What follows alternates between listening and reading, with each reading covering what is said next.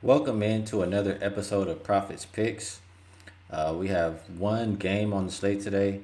We'll take a look at the side, we'll take a look at the total, and then after that, we'll go ahead and take a look at some player props. And we'll go ahead and start. We have the Miami Heat taking on the Boston Celtics, opening Celtics -2. Currently seeing 2.5 out there. Total opening 209.5, and it is still at 209.5. We've seen this total bounce around a little bit, so I'll go down to 208.5, and we've seen it go back up a little bit now. But I think I tend to agree more with the initial line move towards the under. When I think about this game, I mean, Miami had four guys who scored just about 20 points each. So what is Boston going to do defensively to limit those guys? I think that has to be look number one for Boston as far as adjustments. The first adjustment has to be defensively. And in my opinion, you have to limit Goran Dragic. I mean, he's going to get everybody else going. He'll get himself going and get his own points. I would personally put Marcus Smart on him. We'll see how this game plays out. But I think Boston has to play a lot better defense if they want to have a chance in this game. And Miami, I think they've shown that they can limit Boston on the defensive end because when it came down to the fourth quarter, it came comeback time. They were clamping them up. I don't see why they wouldn't do it again. They have plenty of wing depth, and I mean that's the way that Miami is going to win this game. And so if I'm looking at this one from the opening number, it went back down. It went down a point, back up a point. I still lean with that initial move. I like the under in this game. As far as the side, I'm not quite sure that I trust Boston's adjustments. Like I said, I think if it was me, I would take Marcus Smart and put him on Goran Dragic. But the thing is, when I look at this game and matchup wise, Boston, in theory, they can't take away everything from Miami. I mean, they only have so many guys who are defensive guys, and I mean, you can try to game plan, but they have four guys on their team score about 20 points or more. That's showing that they're versatile. They also had Tyler Harrow come off the bench and give them double digits as well. So Miami's not going to have trouble scoring. That makes me lean more towards the Miami side because, like I said, I've seen Miami limit Boston already. I think Jaylen Brown struggles. Kemba Walker, he's supposed to be the difference maker in this matchup. We haven't really seen him be that guy. And when we think about who's been there and done that, it'll be the guys on Miami, the Iguodala's, the Jay Crowders. Nobody you can really say for Boston. Kemba Walker's the veteran, but he still hasn't really been in those moments. And the thing when we were capping these games coming into the restart and into the playoffs, thinking about Boston, they're gonna go as far as Kemba Walker could take them because he was battling injuries, and maybe he's still not healthy in this game. Um, Maybe he's scared he can't elevate or whatever the case may be. We're not seeing the Kemba Walker that Boston needs to have out there on the court, and my guess would be that he's maybe still a little bit hurt. I mean, you're not going to hear about it during the series. They're not going to come out and say, "Oh, Kemba is hurt. He's playing with this and that." If they lose the series, yeah, you may hear Kemba was playing with this since this game, such and such and such. But that's what it looks like, in my opinion. And without a superstar or a star Kemba, Boston doesn't stand a chance. I thought that Miami would be able to slow down Tatum.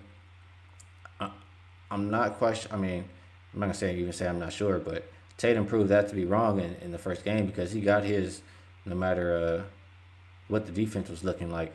It's the other guys who will struggle. I don't think Tatum can do it by himself. And Miami, nobody has to do it by themselves. They do it collectively as a team. Dragic, he can score. Jimmy Butler can score. Crowder had 22 points. Adebayo does everything, stuff that didn't even reflect in the stat sheet.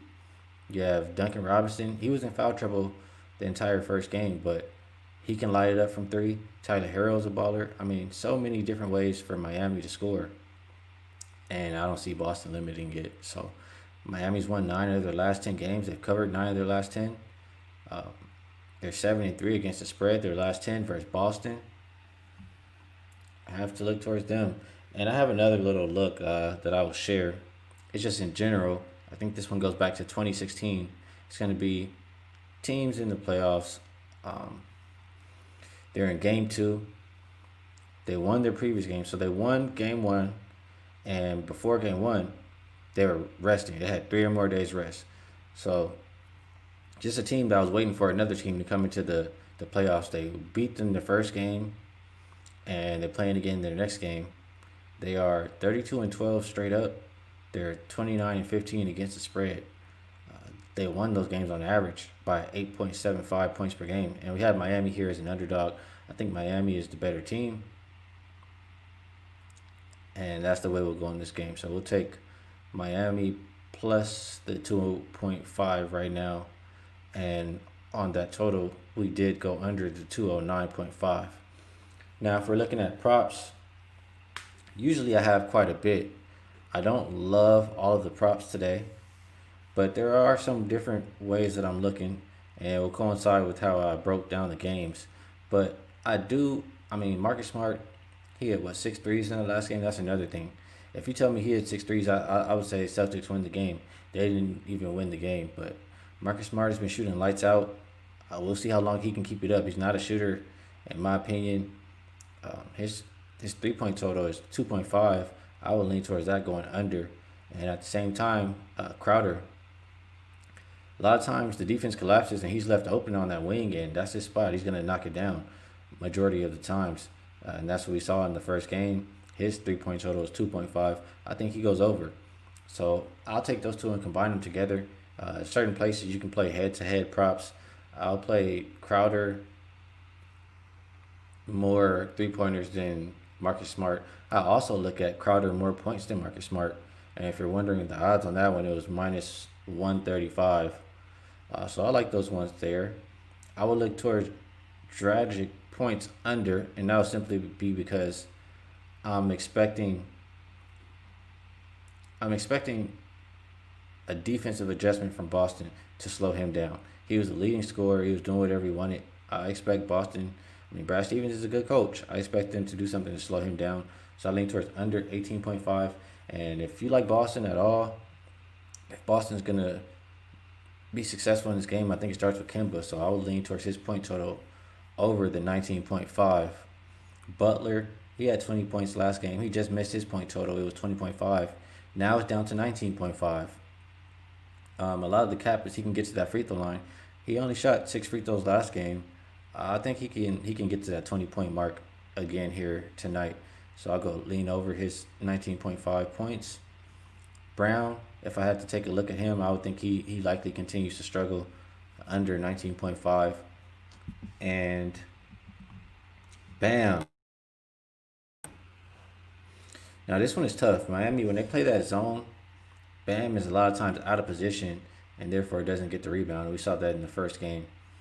But in general, I mean, Miami has that rebounding advantage over Boston. If they go man or even in zone, sometimes he can get there. But at plus money, his rebounds over 10.5, I would have to take a look at that. And those are the ways that I'm looking in the props. So quick recap, I'm looking at Miami plus the 2.5, under the 209.5. If I have to pick one prop, I'll put them together and do Crowder and Crowder more points than Marcus Smart minus the 135. And I didn't mention this one, but Crowder's point total was at 12.5. I like that to go over as well. Thank you for rocking with me on another episode of Profits Picks. Best of luck if you tell. Good luck on all of your action. Let's have a winning day, and we'll get back at it again tomorrow. We have another game on the slate tomorrow.